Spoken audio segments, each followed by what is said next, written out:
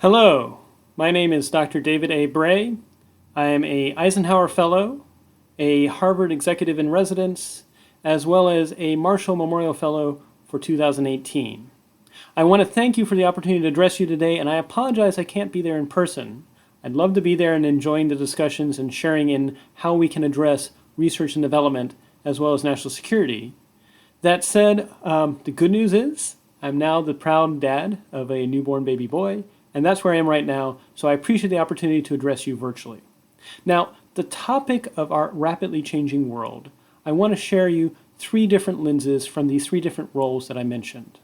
The first role is that of an Eisenhower Fellow who has actually traveled to Taiwan and Australia to ask their world leaders as to how they're getting ready for the incoming exponential surge with the Internet of Everything and machine learning.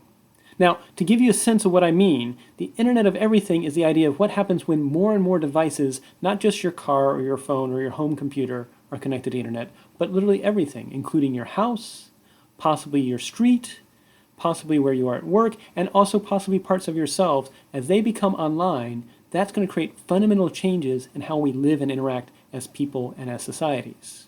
In 2013, there were 7 billion people on the face of the planet and about 7 billion network devices. Yet less than 2 years later, in 2015, we're now up to 14 billion network devices relative to only about 7.3 billion human beings. It's currently 2017, and in less than 5 years, estimates are anywhere between 75 and 300 billion network devices comprising the Internet of Everything if current trends continue, relative to only 8 billion human beings.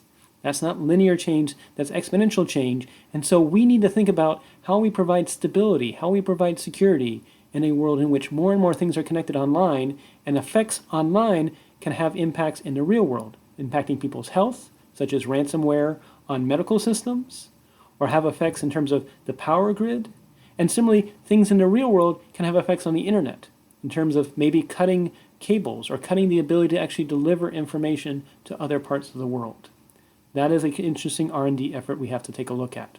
Now, in my Harvard capacity, I'm focusing on leadership as a network world approach and how we can actually address network as new models of leadership. And so we need research and development in terms of how do you empower the edge, both empowering the edge of humans doing interesting roles that actually make nations and people safer, but also autonomous systems and semi-autonomous systems, and how do we actually have confidence in terms of what they're doing. That's also a research area that is needed.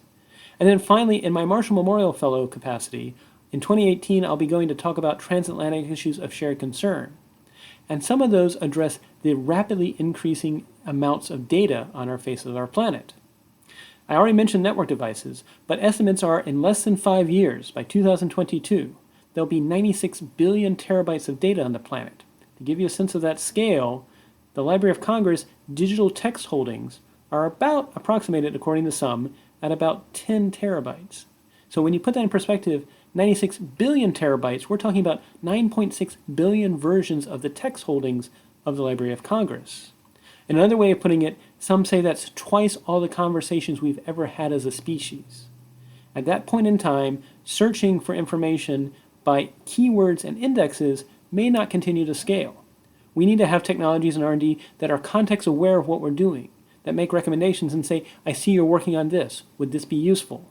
Because we can't hire more and more people to make sense of the world. We're going to have to involve machines to address that. This is the type of exponential change we're facing and why research and development is necessary to have stability. Now, it's also worth noting that what hasn't changed is human nature.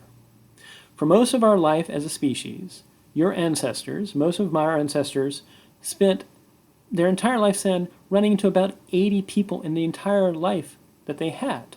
And most of those 80 people that they met were their immediate family members.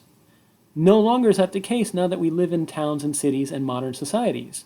Most of us will run into 80 people on a daily basis, none of which are our family members. That is a fundamental change that is creating interesting changes in how we evaluate our world, how we make sense of the world, how we make sense of news and information as well. That is completely different because of what technology is doing.